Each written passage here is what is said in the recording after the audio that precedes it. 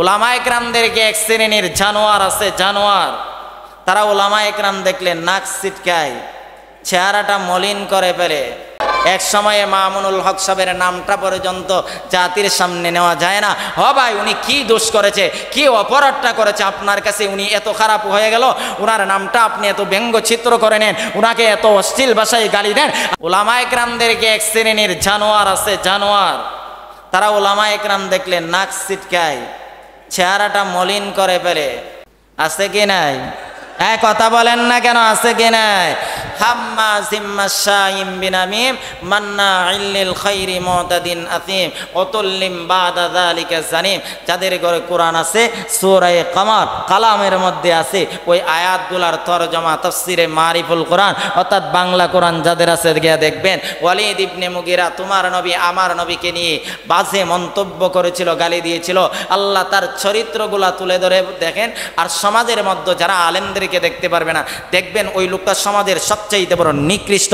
তার সমাজে কোনো দাম নাই, ছেলের কাছেও দাম নাই, বিবির কাছেও দাম নাই, ঘরের মধ্যে মানুষের কাছে কোনো দাম নাই। এমন মানুষ আছে কি নাই? ওই ওয়ালিদ ইবনে মুগিরা তোমার নবী আমার নবীকে গালি দিয়েছিল। আল্লাহ তার চরিত্রগুলা তুলে ধরে বলেন, নবী তার কথা আপনার মনের মধ্যে কষ্ট, যালিকা জানিম, যার সন্তানের কথা আপনার মনে কষ্ট নিতে পারেন না। আয়াত নাজিল হয়েছিল 1500 বছর পূর্বে। আয়াতের বিধান কিয়ামত পর্যন্ত থাকবে। বর্তমান পৃথিবীতে উলামা একরাম হলো নবীর ওয়ারিস। সত্যিকার উলামা একরামদেরকে নিয়ে যারা বাজে মন্তব্য করবে, যারা উলামা একরামদেরকে গালি দিবে, যারা উলামা একরামদেরকে নাক ছিটকাই, সুস্পষ্ট ফতোয়া আপনাদের সামনে দিয়ে গেলাম। ফতোয়ায়ে আলমগীরের মধ্যে দেখেন, ফতোয়ায়ে শামীর মধ্যে দেখেন, যারা উলামা ইকরামদেরকে নিয়ে গালি দিবে, উলামা ইকরামদেরকে নিয়ে বাসে মন্তব্য করবে, সুস্পষ্ট ফতোয়া হলো আসমানের নিচে জমিনের উপরে তার মতন জারুস সন্তান পৃথিবীতে আর কেউ হতে পারে না। ঠিক কিনা বলে? জারুস সন্তান ছাড়া কোনো বৈধ বাবার সন্তান, বৈধ বাবার সন্তান কোনোদিন আলেমদেরকে গালি দিতে পারে? আর যারা ওই গালি দিবে, যারা ওই গালি দিবে, বুঝবে তার জন্মেতে বেজাল আছে। বাংলাদেশের শেখ আল্লামা মামুনুল হক সাহেব দামাত বারাকাতুহুম বারাকাল্লাহু ফি হায়াতি জাতির এক সূর্য সন্তান। ওই জাতি যেই দিন মামুন সাহেব দেশে থাকবে না, মামুন সাহেব যে দুনিয়াতে যেদিন থাকবে না, ওই দিন জাতি মামুন সাহেবের অভাবটা বুঝতে পারবে। ঠিক কিনা বলেন না কেন? এক সময়ে মামুনুল হক সাহেবের নামটা পর্যন্ত জাতির সামনে নেওয়া যায় না। হ ভাই, উনি কি দোষ করেছে, কি অপরাধটা করেছে আপনার কাছে উনি এত খারাপ হয়ে গেল?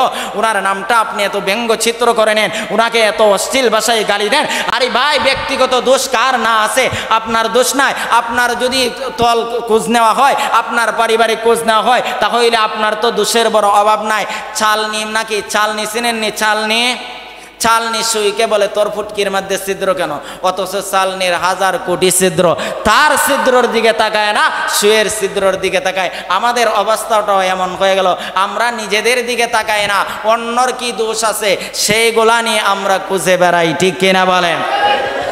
শেষ ওয়াজ, লম্বা ওয়াজ না, এখন শেষ ওয়াজ হলো ওই জাতির পাশে দাঁড়ানো। কিছু যুবকরা আমার কাছে আসছিল, আমার নিজের ব্যক্তিগত উদ্বেগভাবেও আমি আপনাদের কাছে সবাইকে আমি বলতেছি, তাদেরকে কিছু সাহায্য সহযোগিতা করার দরকার। নামাজ 10 মিনিট পরে হলে কোনো সমস্যা নাই, কোনো অসুবিধা নাই। আপনারা দাঁড়ায় বলেন যে আমি 500, 100, 200 টাকা দিব। তাদের পাশে আমরা দাঁড়ানো দরকার, তাদের কাছে আমরা দাঁড়ানো দরকার। যদি আমরা সবাই নাও যাইতে পারি, সুন্নাহ ফাউন্ডেশনের কাছে, শেখ আহমদুল্লাহ সাহেবের কাছে যদি আমরা পাঠিয়ে দেই, আমরা তো আর 20 টাকা উঠবে না, অল্প কিছু টাকা উঠবে। ওইগুলা যদি আমরা তাদের কাছে দিয়ে যাই, আমরা তাদেরকে সহযোগিতা করলাম, হইতে পারে ওই ভালোবাসাটাও কিয়ামতের কঠিন ময়দানে আপনি আমার নাজাতের উসিলা হতে পারে কি পারে না? কথা বলেন না কেন? পারে কি পারে না?